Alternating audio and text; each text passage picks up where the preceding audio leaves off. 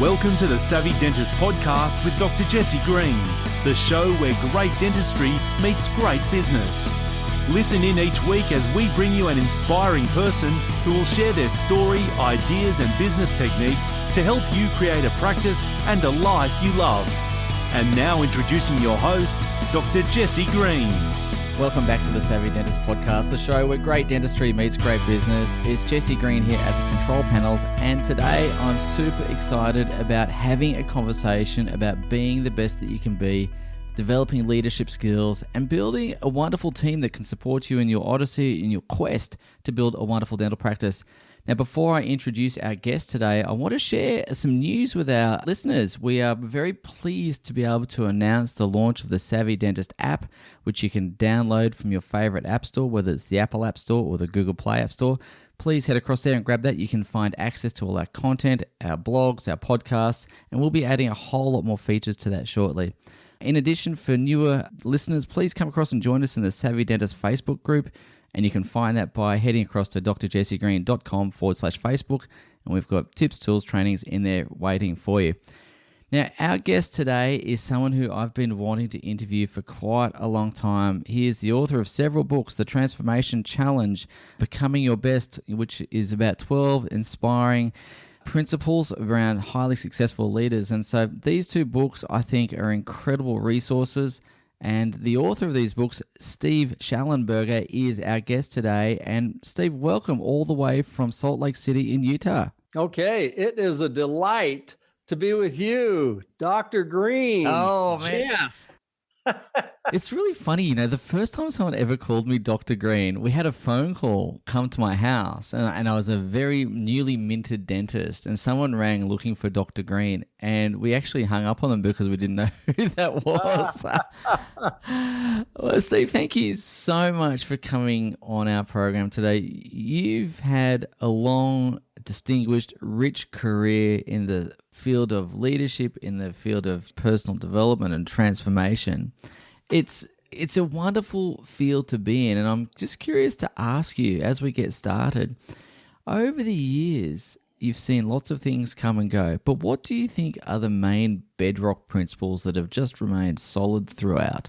Okay, that's a great question, Jess, and maybe I can just give a little background on this, which helps give a little context to the answer. So I was raised in the San Francisco Bay Area, and there were 8 of us that lived in a 900 square foot home, and my parents were divorced by the time I was 14. And I mean, they're great people, but things happen.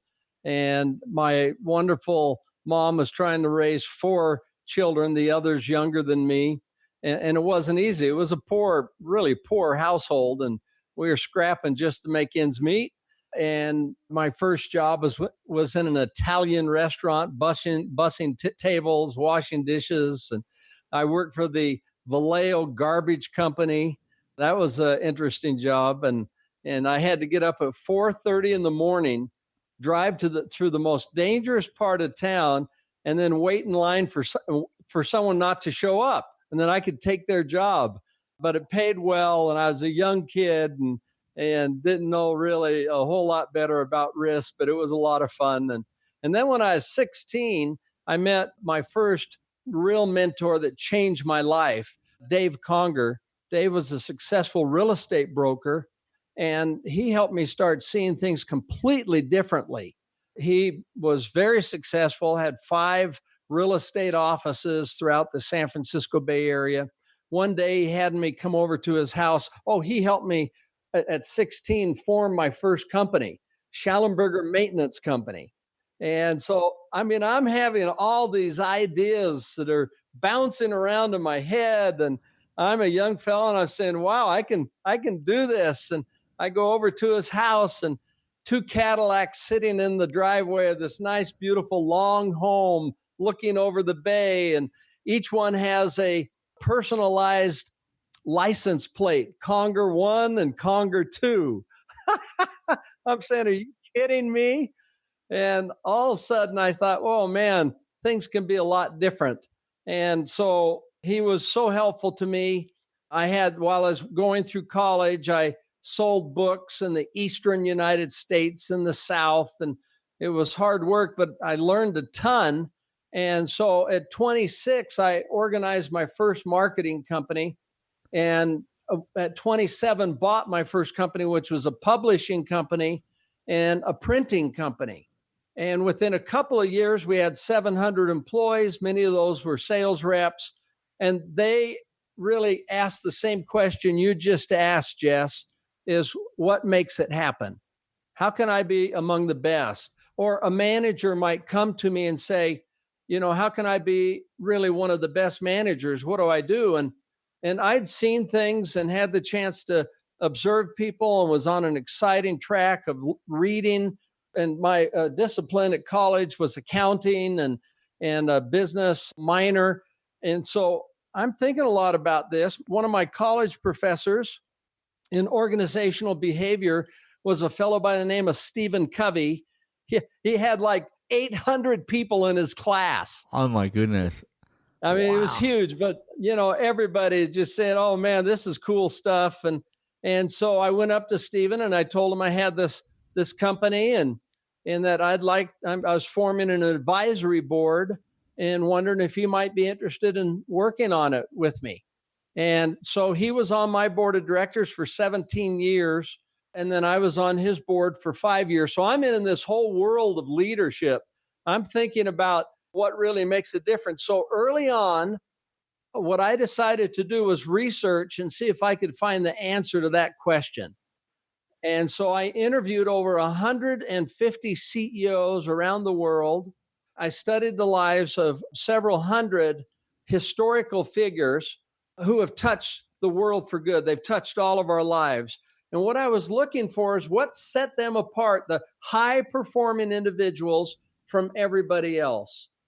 And what we discovered is that really these leaders weren't perfect, but what we found is that they all did 12 things in common.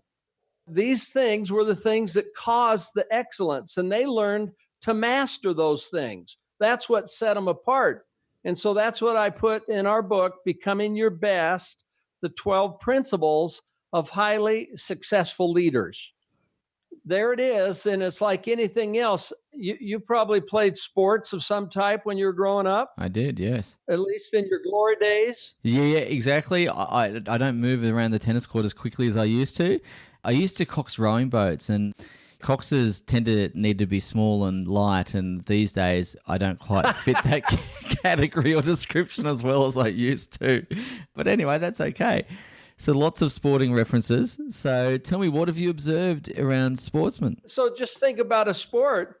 If you're going to get good at a sport, what do you need to do? You need to practice.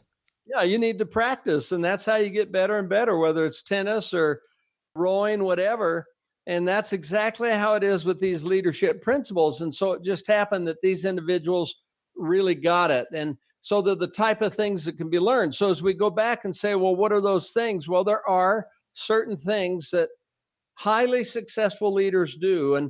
And I kind of broken them down into 3 different categories, Jess. And here's what's interesting. You've already captured this. You know this firsthand as a dentist, that dentists, at least as we've talked with dentists here, and we've had the chance to work with some really cool dentists. I mean, they're awesome people. They're smart. They care about people. But when they go to dental school, they're there to learn how to be a great dentist, how to master their craft. But what I've noticed, and I don't know if this will ring true to your listeners, but they didn't teach how to be a great businessman.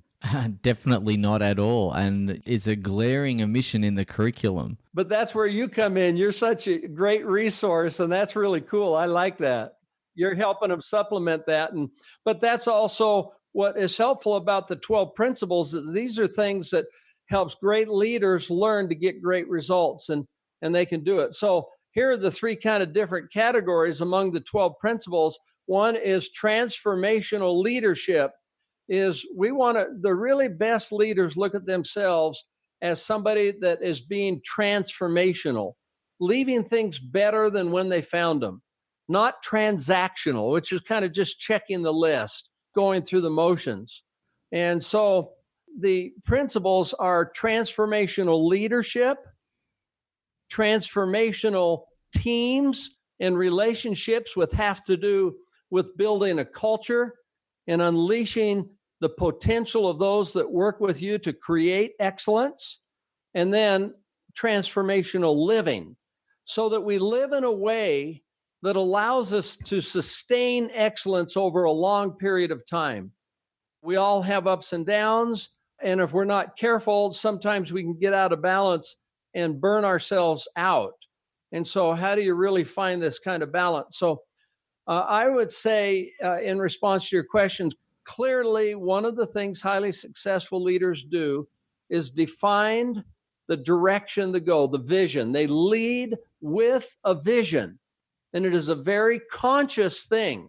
And so this is one of the distinct things that great leaders do, is that they lead with a vision. I'd love to just ask you about vision for a second, Steve, because I think anyone who's read any of your work, Stephen Covey's work, and other people might be familiar with the concept of having a vision, but there are some people who say, I just want to be a good dentist. Isn't that enough? And so I'm just curious to ask you about that. And is that a common experience that you hear, or a common saying that you hear? And how do you create a vision? What's the practical steps to getting clarity around your vision? Because when people are in the day-to-day quagmire of whatever they're doing, sometimes it's hard to see the woods for the trees. That's a really great question, Jess. And there's, of course, two different aspects on a vision. One, and remember, this is what leaders do. They lead with the vision. So of course, we lead our own lives, and that means we have a personal vision. That's the application. But we may lead a team or an entire organization, or it may be a family. We apply this same principle, whatever we're doing, but they do vary. So for example, a organizational vision, a great test is, does the vision, and it should be brief for an organization so that people really know it. They can understand it and it touches them, but it should be brief. That's one of the characteristics. And it should carry a passion, a cause, and a purpose that people can rally around. So being a good dentist isn't sufficient. That's not what it's about. It's about changing people's lives. It's helping them be able to smile. It's be able to help them feel confident about themselves. So kind of wrapping some of those things then gives purpose to why we have this training, that all of a sudden a dental assistant says, man, I get it. I'm pumped to help people be happy and confident. Yeah, indeed. I love that. I absolutely love that, because you're right. Because so many times you see, there's that great saying, and I don't know who to attribute this to. Steve, you might know better than me, but there's this great saying that some people die at 25, but they're buried at 70. And I've got no idea who said it first, but it's a wonderful saying, and it feels like the vision just kind of left them, and it just became one foot in front of the other for a long time. But I think if you've got that vision, it energizes you, it directs you, it compels you even to move forward with clarity, with purpose and passion. So once you've got that vision in place, what's the other attribute that a really wonderful leader might display? That's a great lead in. And by the way, one little tip on a personal vision, or even a family vision, may be slightly different. A good way to start this, let's say you're going to do a vision for your family, is to have the stakeholders, the children and your spouse, whoever that might be, or your partner, is have them start writing down. You can have a little meeting. What describes us?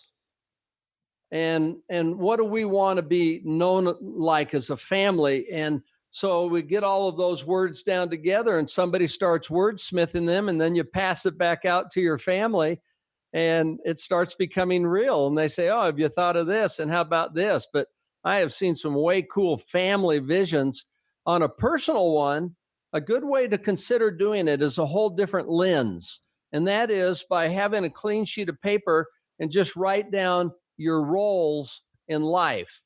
Most of us have 6 or 7 major roles. Like, all of us share personal, health, fitness, mental, spiritual, financial well-being. So there's these personal things. And when we have our own act together, when we are strong ourselves, it's much easier to be successful with other people in our lives or other things. And so that's one role. Another might be partner or spouse, another parent or child, another certainly professional. could be a dentist. Another aspect of that could be a business manager or leader or owner. Those are different roles, quite different. Another is civic. Once you have that, and then just write down, what do I see myself doing? What do I want to be known as in these areas? And you might think about your listeners, me, you, about our mentors, somebody that's really touched our lives. What were they like? I think about mine. Oh my goodness. They were encouraging. They believed in me. They were upbeat. They were happy. They had a sense of humor. They were disciplined. They saw the best in people. Those are words that somebody can use for their personal vision. Say, and it's best generally to use I am rather than I hope to be or I seek to be. I am happy. I find the best in other people. I bring out the best in people. I am patient. I am kind. When somebody pulls in front of me, I am patient. And I say, they must have a real problem today.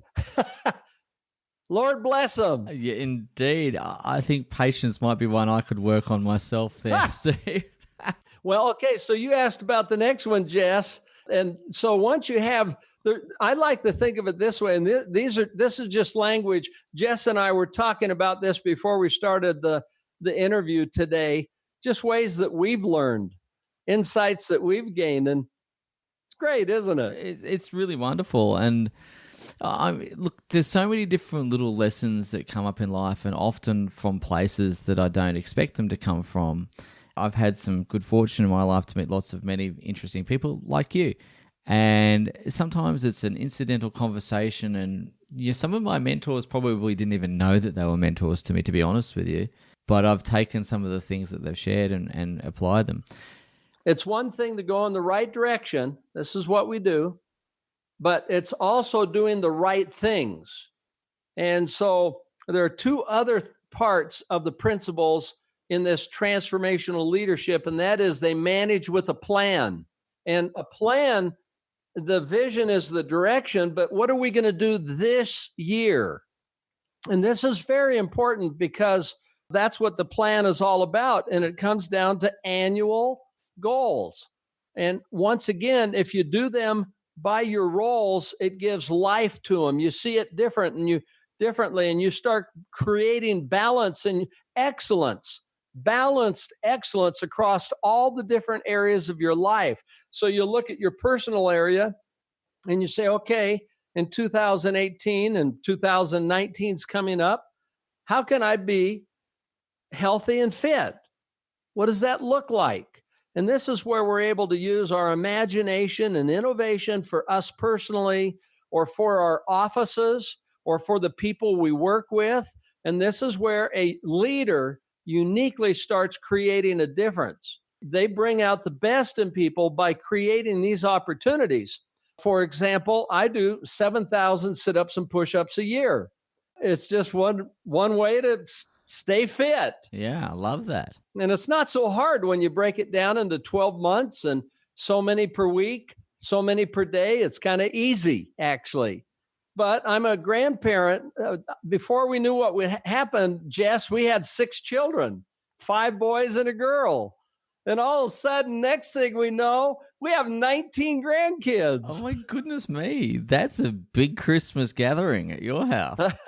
Yeah, well, it is at current levels they all come together for a week, a couple of times a year. That's 34 people in our house for a week.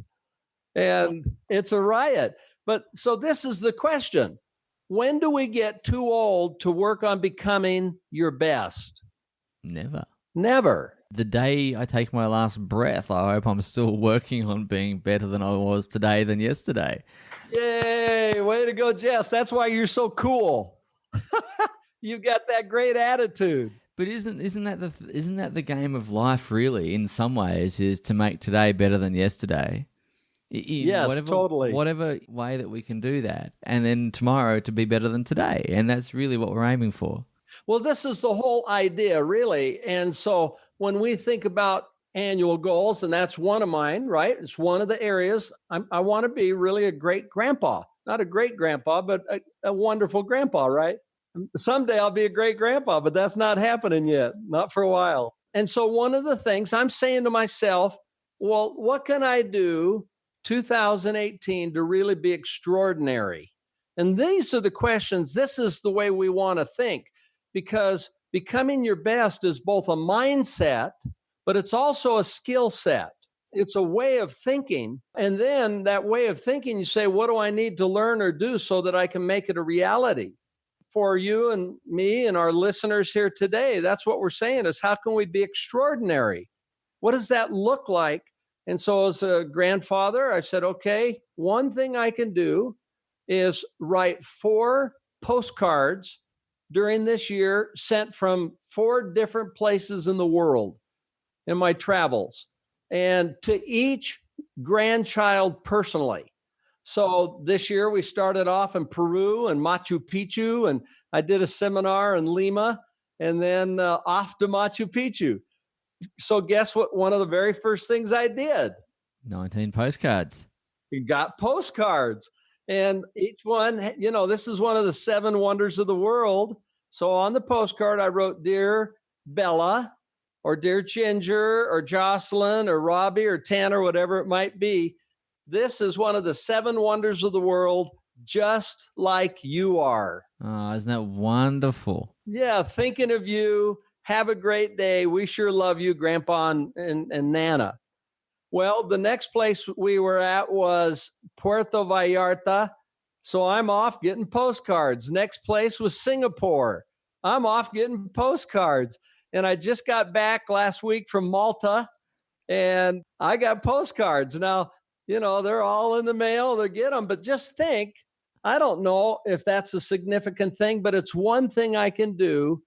And my guess is most of those grandkids will guard those over the years. I think they will too. And I suspect, I could almost guarantee that long after, and I don't mean to put you in a grave early, Steve, but long after you're gone, they'll be cherished memories of Grandpa. Yeah, absolutely. And they'll become fables. That's right.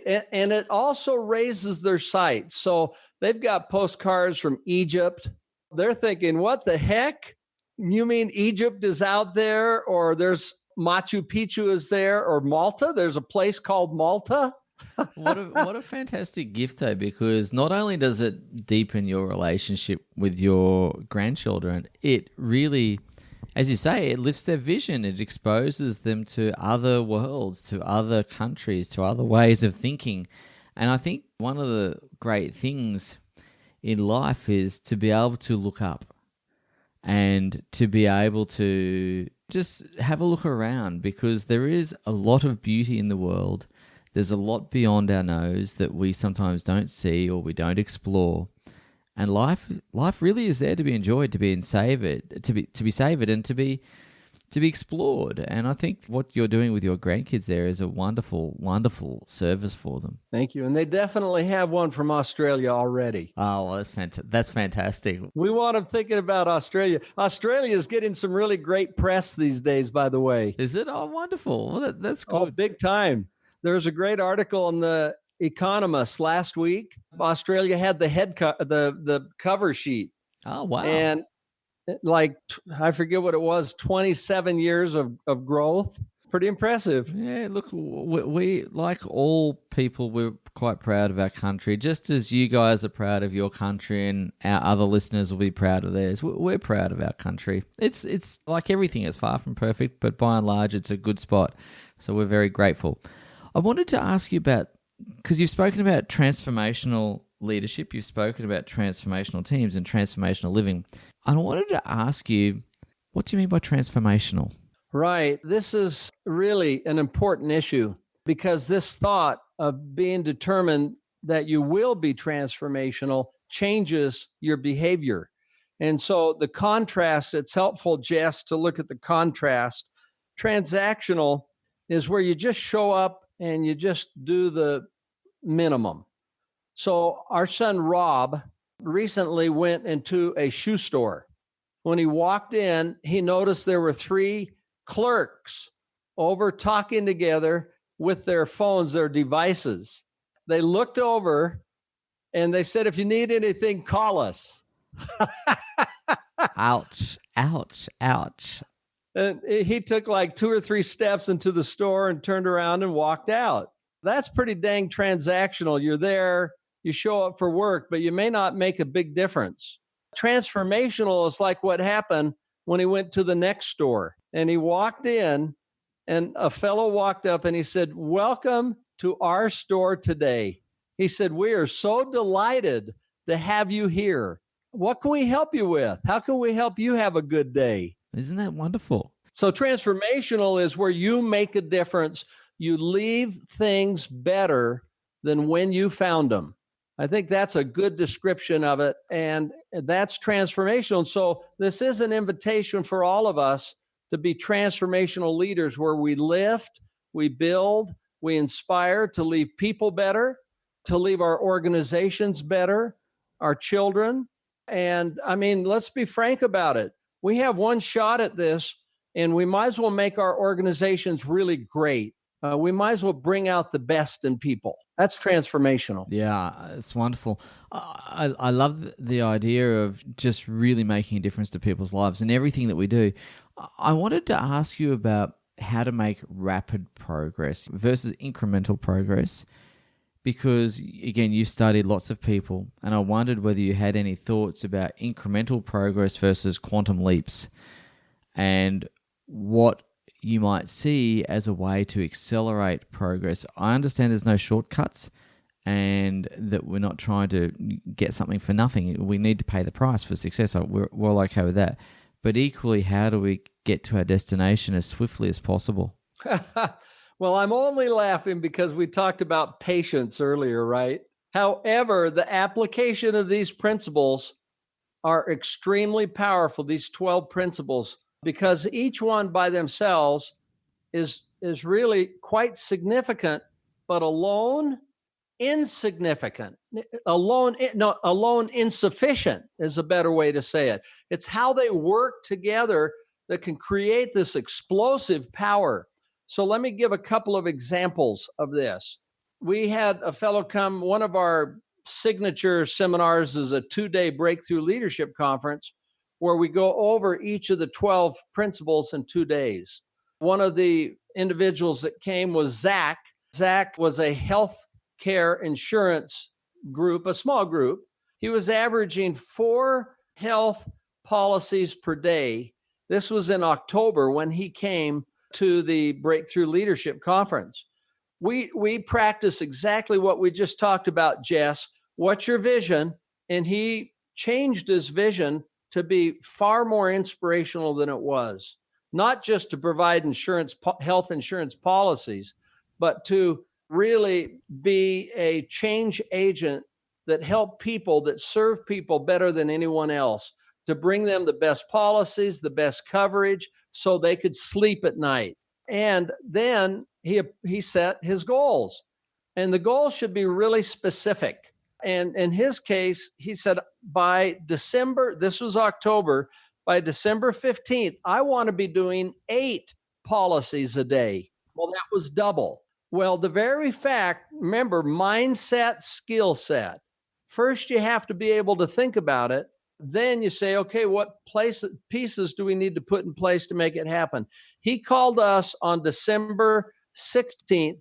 He said, I want you to know now we have been averaging 12 policies a day. So he tripled his business. And now this is 2 years later, his business he has a whole new office. He has, I think, 7 times the employees he did. He's really growing. We have another client in Southern California. About 5 years ago, they were at 8 million in annual turnover or revenues.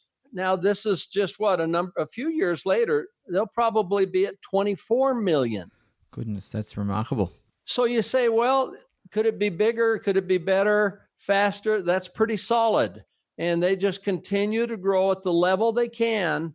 And this is what we see all the time, is that this is the whole idea. Here's the vision, and what are we going to do this year? Principle number 12 is never give up. Again, that's a very favorite attribute that I see in some of my mentors as well, as this incredible grit and determination and the ability to really hang in there.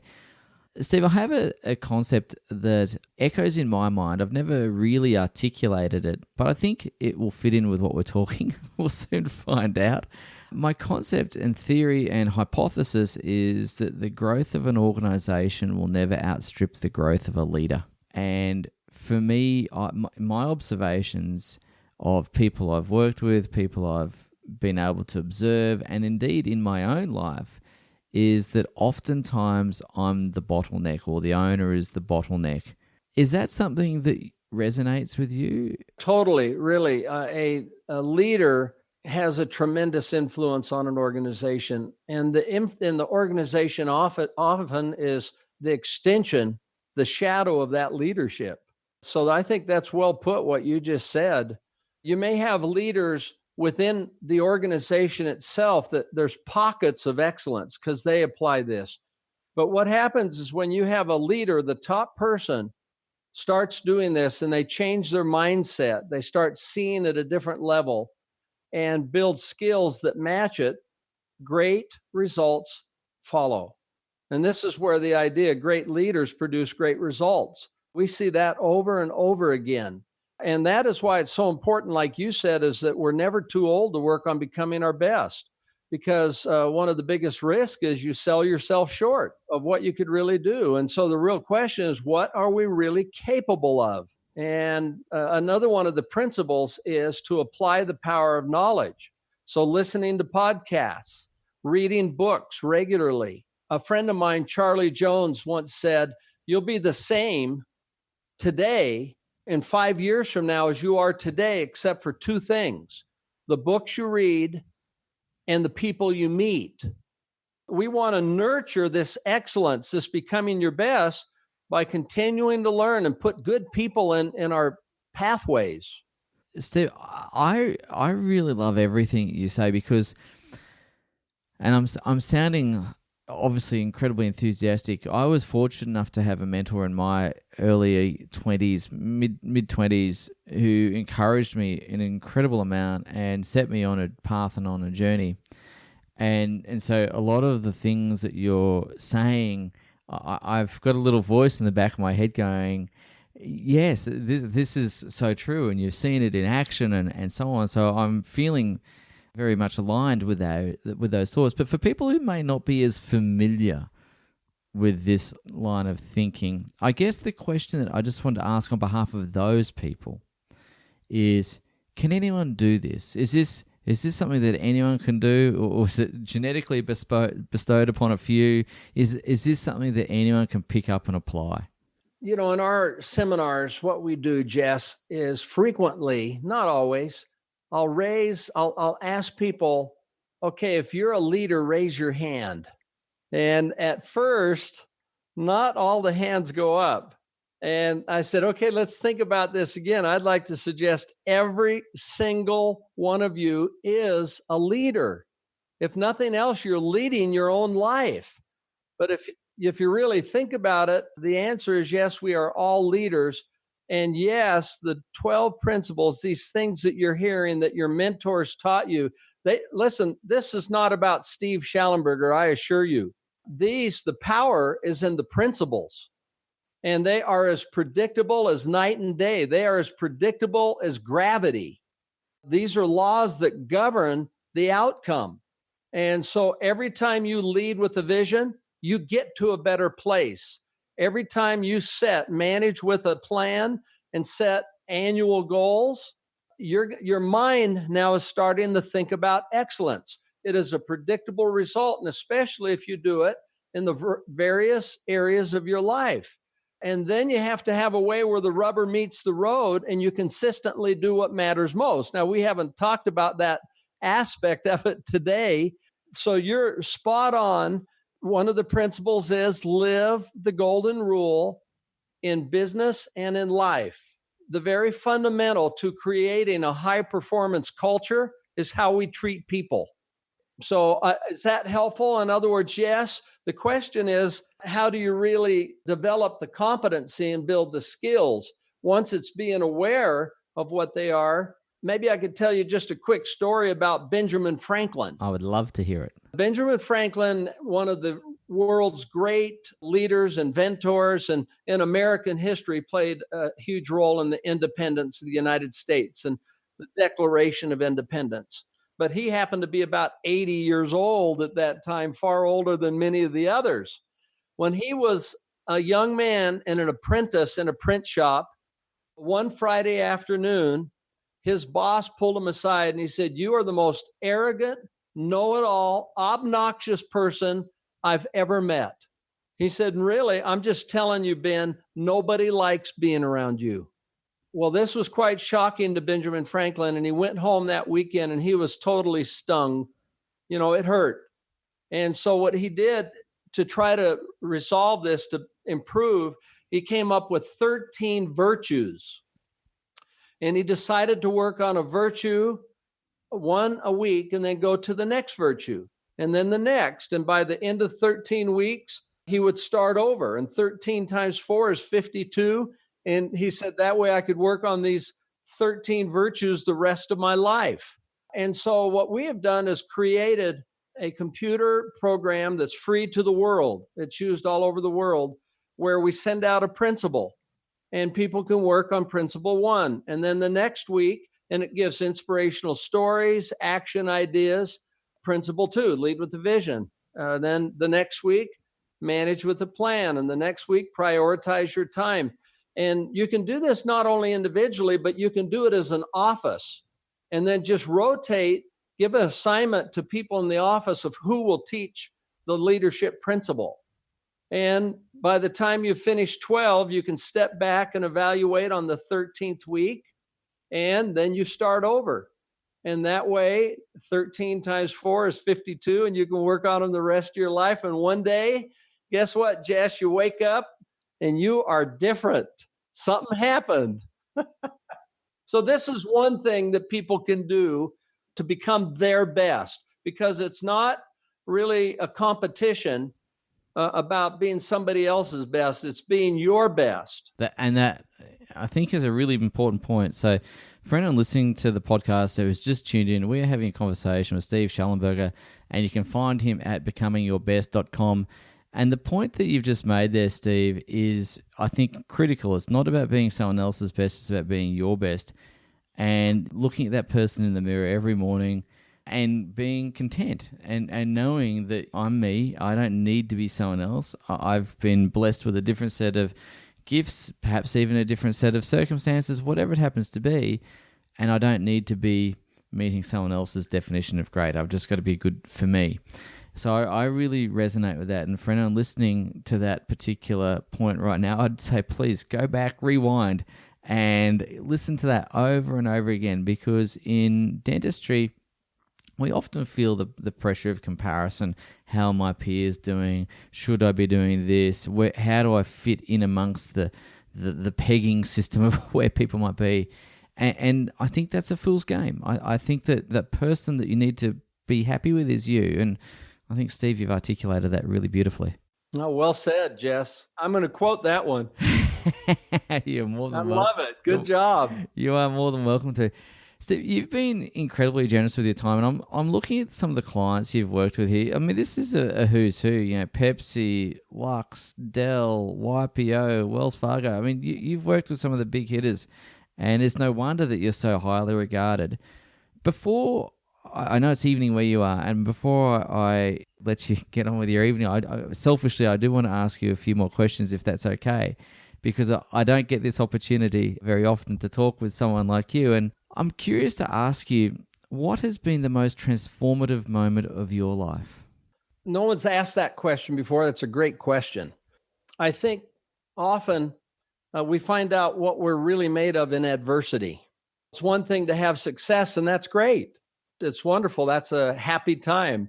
But when you really have severe adversity, that's where you find out what you're made of. And some of the very best lessons in life come when you go through the most difficult times. my first company, we grew for maybe 12 to 14 years very quickly, very successfully. And then we had a ginormous financial setback. It was many millions of dollars. And here I was, a fairly young man, and owed a lot of money. The banks were calling the loans in. I'd cross-collateralized everything. And some of the companies were doing very well, but this one was a huge setback, about $10 million. And so all of a sudden, this is a big challenge. And I had to ask myself, well, am I going to just run away from this, move away and let it crash down? Or do I stand up at the plate and do something about it and take it on and try to resolve it? And that's what I decided to do. I remember many nights being up at 2 a.m. trying to figure out how I was going to make payroll within 2 days. How was I going to come up with $40,000? And if this became public, would it be a total humiliation to be a failure? And I found myself on my knees many of those nights seeking help. And one night this is after a couple of years, and I just said, Heavenly Father, you know what? I'm giving it my best, but it's not working very well. So I am putting this into thy hands, and I'll work as hard as I can. And I ask for thy help. But if it doesn't, my life is in thy hands. Wherever it goes, it goes. And at that moment, peace came into my heart and my body, my soul, and it's never left. That's been many years ago. And I made it through that situation. It took 7 years to satisfy every obligation, but it changed me virtually in every aspect. I led differently. I was so much of a better financial manager, how I dealt with finances, how we set up the growth of our companies, and I still maintained the peace. Well, what I didn't realize is that things would turn out so that they were so far better than I could have ever imagined that they could be. And so I realized that the opposite of success is definitely not failure. Because that's what we learn from. And the opposite of success is laying there. It's quitting. It's not getting back up. And so I think from experiences like that we learn so much about us and how important friends are and faith and relationships, and that it's okay to have a failure. Among my research, I found that among these 150 presidents, each one of them had on average 4 major failures during their career. On the other hand, they had 7 major successes. And so they just kept at it. So I don't know if that's helpful for listeners, but we're all struggling to make it through, to be happy, to be healthy, to feel satisfied, to have strong relationships, and to have a successful enterprise at the things we do. I think when it's all said and done, the things that give us the greatest satisfaction would be those kind of things, making a difference. Yeah. I love hearing that story, Steve, because I think, firstly, it's the authentic stories that really people resonate with. And I think every person listening to this show will identify and resonate with that, because everyone's had a failure. Everyone's had a setback. Everyone's felt that gut-wrenching sense of, oh my God, what just happened? And so I think the ability to have the failure and to continue on and persist and not give up and quit, I think is a fundamental skill set, mindset for business owners. In that experience, Steve, what did you learn about yourself? Well, that's a really good question. First of all, the family was young. I had a wonderful wife, and so I didn't lose my family. That's a big deal. Yeah, it's a huge deal. I was still determined to be a good dad and to try to be a good spouse. And I didn't lose my faith either. I didn't turn to things that were destructive. And I ultimately had faith that things would work out. So I think those are really significant things. Keep the things that matter most over the long period. I actually brought in kids and the friends of our kids. We had teenagers at that time. I remember, Jess, I've never told anybody this. It's just coming back. Some of our very best friends, I brought them down to our office in the conference room. And I said, I want to tell you about what's going on with our business. Right now, we're facing failure. We're facing humiliation. And here's what happened. And I want you all to know about it. Fortunately, we were able to pull out of it, but we maybe would have had to file bankruptcy or something else or have something, but it wasn't fraud, that's for sure. I said, that's not the issue here. The issue is we grew too quickly and we didn't have all of our systems in place. And unfortunately, when we thought we were making money, we were losing money. And so now here are the choices we have. I'd like to say one other thing, that thank you for having this interview, for bringing up these questions, because while you were talking about this, Jess, the other thing that I was thinking about is what you mentioned a few minutes ago, is how important having mentors in your life is.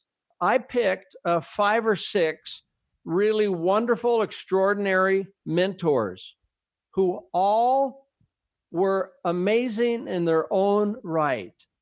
And these were people that were willing to be of help to me. We hit it off. We created a bond. I learned so much from them, but they also took me under their wing, fortunately.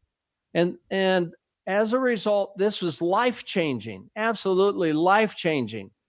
So as I look back, and I'm not done. I mean, I'll tell you, I'm 67. Woohoo! But, I just started another company at 60 and we're cranking. And good on you. I've got a lot to do. So I'm planning on working probably for a while because I love it.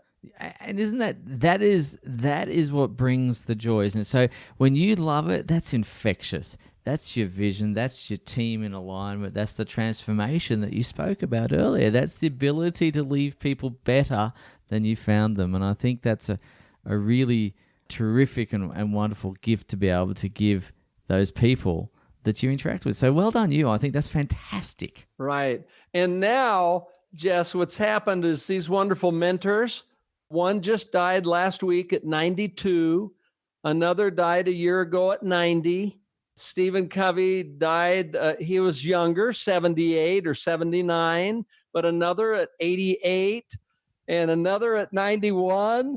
I mean, I've been so lucky. And so here's the model, and another at 92. Oh my goodness, I'm just thinking about this.